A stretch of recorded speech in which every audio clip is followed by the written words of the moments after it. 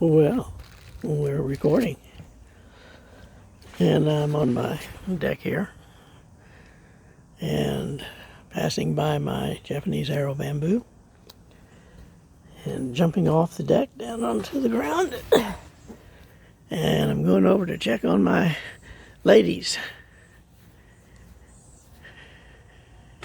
That's not one of the ladies there. He's interested, though, in the camera. But anyway, one just came in. Let me get a little closer here. These are a lot smaller than the mason bees. These are leafcutter bees. And I think most of them, there goes one off. Most of them are out in the yard harvesting pollen off of the various flowering plants that I have, and mainly in the Sand and Stones garden. This is my first year with leafcutter bees. They like it hot. And so I had such a good experience this year with the mason bees, I thought I'd give leafcutters a try. I think one of the tubes has actually been, oh, there goes another one now. I'm going to get a little closer here.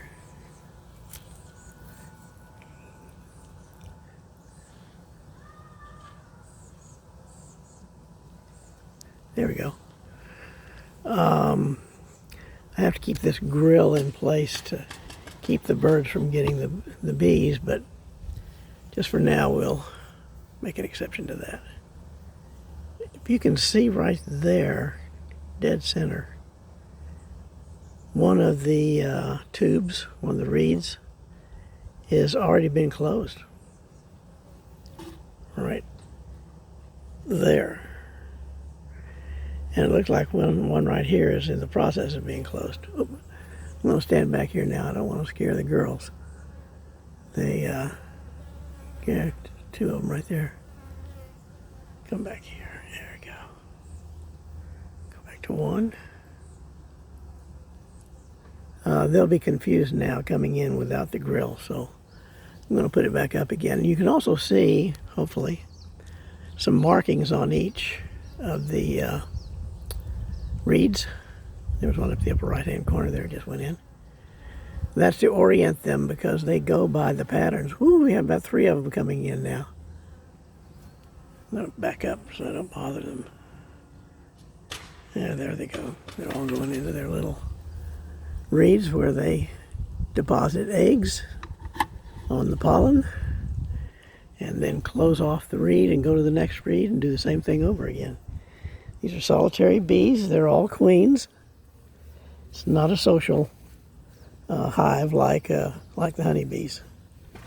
They do their own thing. I'll just walk you down here through some of the things going on. Not everything's blooming right now. My Lithodora is still doing a little bit. These are all my borage. All volunteers, seeds from my own plants from last year. And so they're providing nutrients for the leaf cutters. Here's my heirloom French marigolds from Benwheeler, Texas. Smith County, Benwheeler, Texas. Actually, it might even be in Van Sant County. But anyway, who's counting? And then, here, you see my borage blossoms. And then back over here is my showy fleabane, Arieganon speciosus. Pretty cool looking plants, I think, when they're flowering. Yeah. That's the goldenrods next to them. They'll be blooming soon. Sort of pick up where the fleabane leaves off. Over here is my sedum tecasamense from Asia. And it's been blooming just really, really good for some time now. And you can actually see some very, very small bees on this one right now. I think they actually even look like ants. which are closely related to bees, so that makes sense. Here's my madrone tree. I'll get it back here so you can see it. There it is. Arbutus menziesii. The Western Pacific madrone. Just been growing great. And down here in white is my sedum album. And this has been in the ground now for about 3 years. And it's right next to my old Western red cedar stump, which is right here. And growing out from its top is my red huckleberry bush. Then back over here behind the madrone are my elderberries, Sambucus canadensis, so that's the American elderberry. Not quite blooming yet, but certainly plenty of buds, both there and there. I'm letting the thistle that volunteered and came up bloom. Be very careful to not let it go to seed. But I figure one thistle plant is important to have, just as a way of taking my hat off to nature and saying, yeah, you know, she can do her thing too. There's room for everybody. And my sunflowers have not yet made it to flowering. But I see the oldest one here is forming a bud.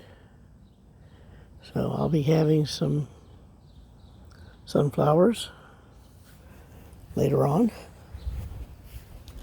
Just opposite the bee house over there, which is right there, is my Julia Child yellow rose, still blooming.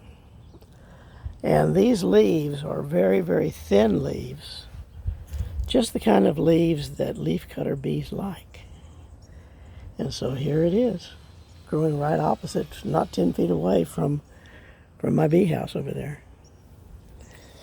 Let's see what else is going on now. Some other sedums. This is a new hybrid sedum that I'm impressed with. Yep, you can see the bees on it.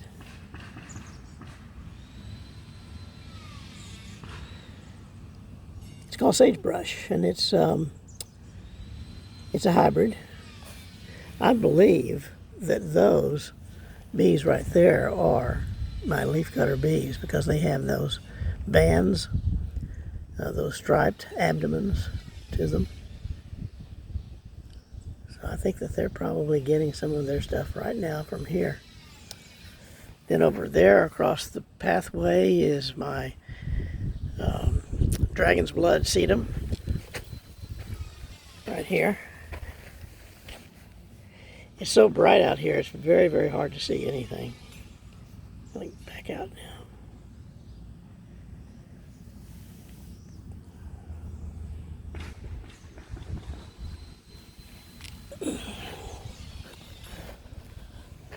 And then my sedum sexangulaire.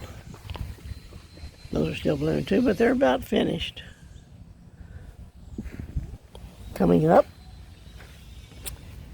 really soon now is my tuberosa milkweed in orange. They're going right next to my butterfly weed, which is going to be purple haze.